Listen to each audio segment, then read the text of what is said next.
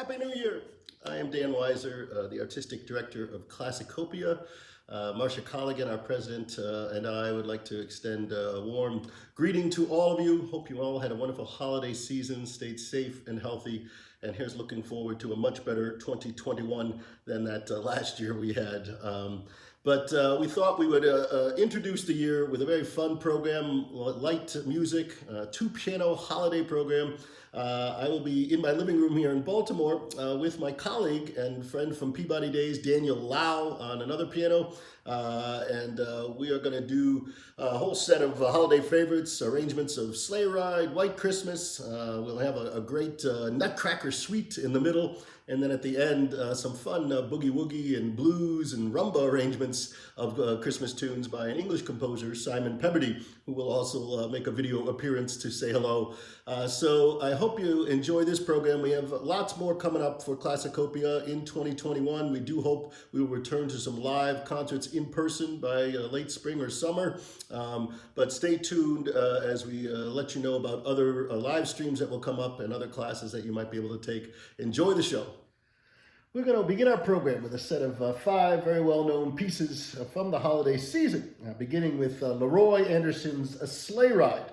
Leroy Anderson was born in 1908, dies in 1975. John Williams described him as one of the great American masters of light orchestral music.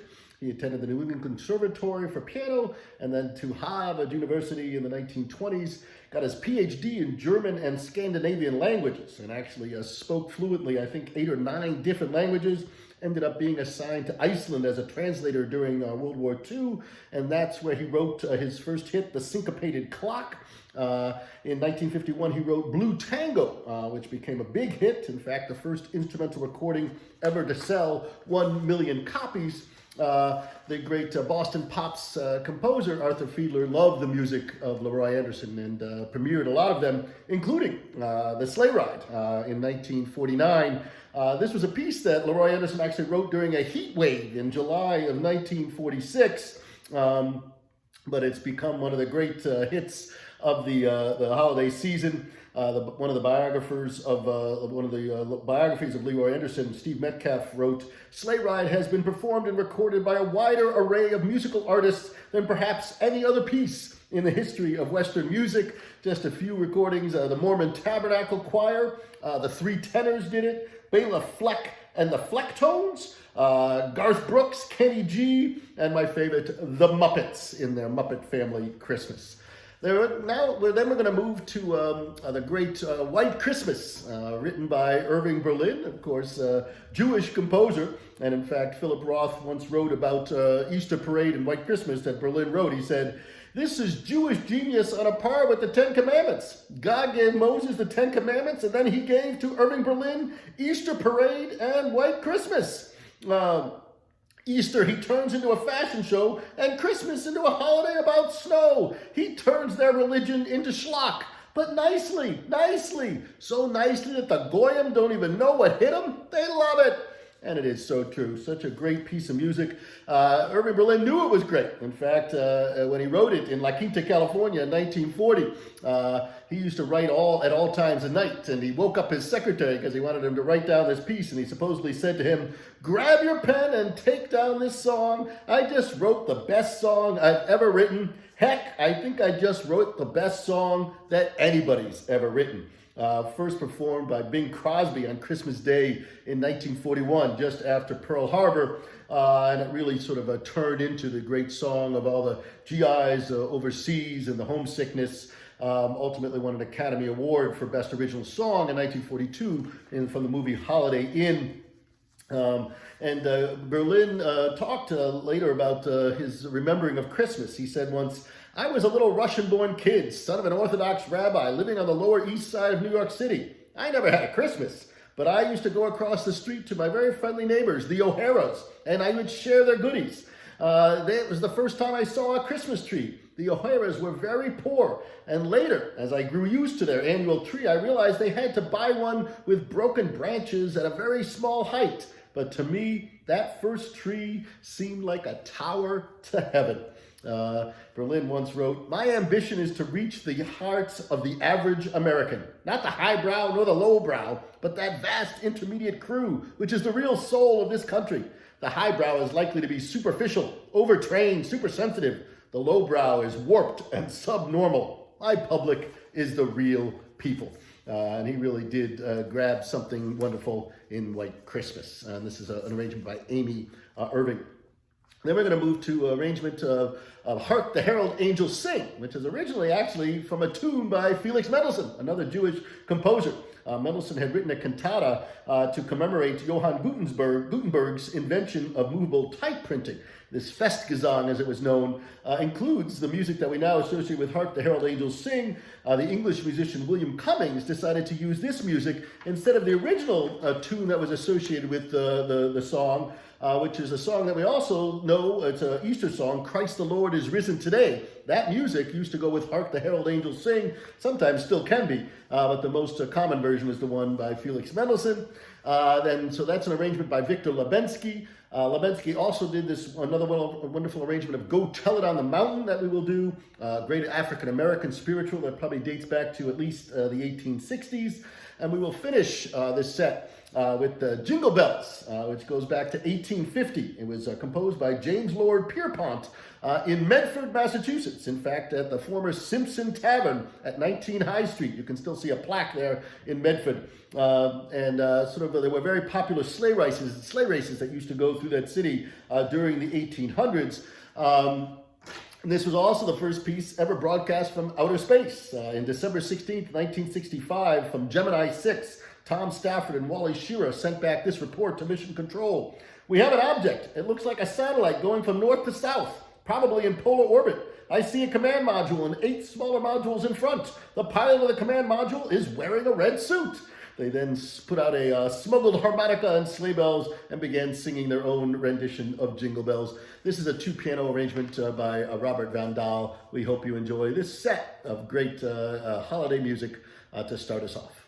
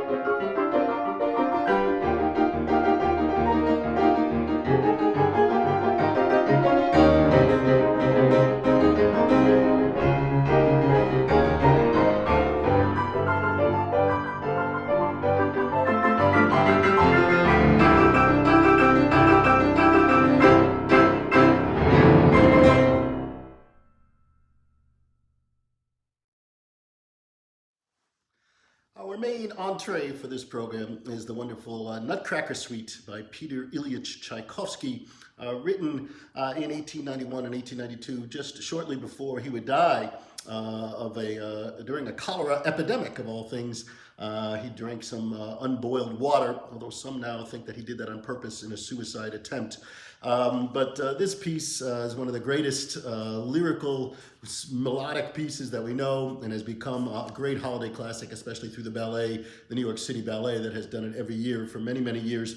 Tchaikovsky was born in 1840 and a great favorite of mine because he was also a law school dropout, decided to leave law school to enter the St. Petersburg Conservatory in 1862. He was one of the first students at that conservatory, and he was such a good student that a few years later, when he graduated, he was invited to become the composition teacher at the Moscow Conservatory that opened up in 1865. He didn't love teaching, although one of his students fell madly in love with him, Antonina Melyakova, in 1877, apparently threatened to commit suicide if he did not marry her. And Tchaikovsky at the time was writing his opera, Eugene Onegin, in which a man sort of callously rejects a woman, and bad things happen. And I think Tchaikovsky may have worried that art was imitating life, so he ends up marrying Melyakova, and a few weeks later, he tries to kill himself by jumping in a river. He is dragged out by his brother, but that marriage goes nowhere. We know now that Tchaikovsky was homosexual and was probably trying to use that marriage as a bit of a cover. A year later, he gets a letter from a wealthy widow named Nadezhda von Meck, who has loved listening to some of Tchaikovsky's music and offers him a great opportunity. She says she will pay him a yearly stipend so he doesn't have to teach to make money that way, and he could just compose what he wants. But there were only two stipulations. One was that he write her constant letters talking about the composition process. She was so fascinated by what a composer goes through, and it's because of her that we have some wonderful letters by Tchaikovsky. In one, he said, "Inspiration is a guest that does not willingly visit the lazy." A wonderful quote. He also said, "Truly, there would be reason to go mad were it not for music." The other stipulation she had was that they could never meet in person, and we don't think they ever did. We don't know why that stipulation was there, but the money kept coming up until the very end. A few months before Tchaikovsky dies, she suddenly stopped sending the money, and some people think that that is one of the reasons why he may have wanted to kill himself. He was depressed about that concept.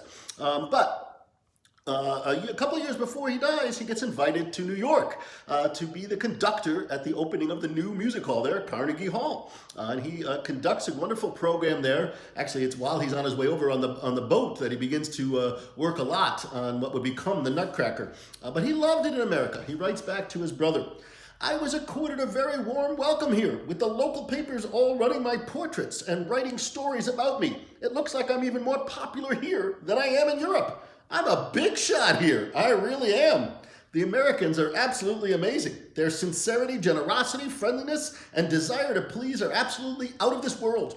Nowhere but in Russia have I ever seen so much love for foreigners. The American way of life is really good for me." And he actually thought about staying here, but he did not, sadly, and just a couple years later, his short life would end. But this is one of the great, great works for the holiday season, and a wonderful arrangement, again, by Nicolas Economou. We hope you enjoy the Nutcracker Suite by Peter Ilyich Tchaikovsky.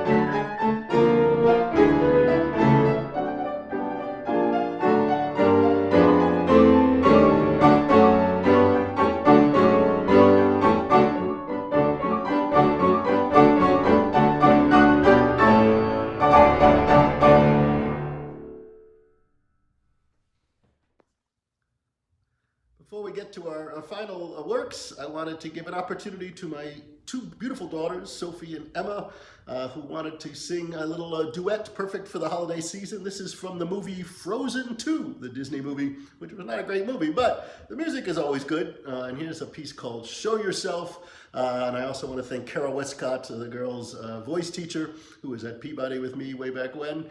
And we really thank her for putting all the hard work. Here are my daughters, Emma and Sophie Weiser, singing Show Yourself from Frozen 2.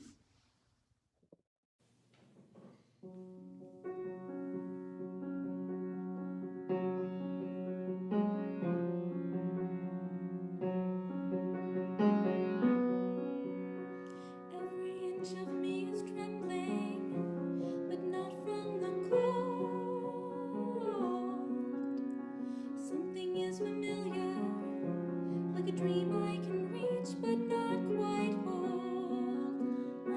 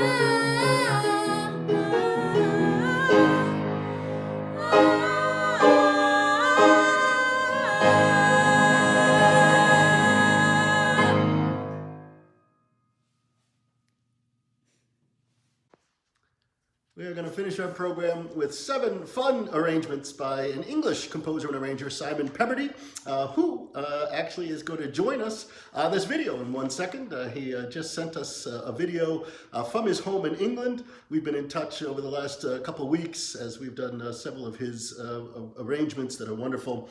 He actually studied physics and German at university and taught at a school there for a while, but is doing more in music now. And we're going to do 7 of his arrangements. He has 2 whole books of 20 altogether, and apparently is working on some more. But we'll start with Deck the Halls and Boogie, God Rest Ye Merry Gentlemen, King Wenceslas Rumba, A Three Kings Blues, Ding Dong Glory Christmas Ride. Then we're going to do a really beautiful First Noel Gymnopédie, where he links up the First Noel and Satie's beautiful Gymnopédie. And we will finish with Joy to the World Funky. So here's Simon to tell you a little bit more. I hope you enjoy these arrangements.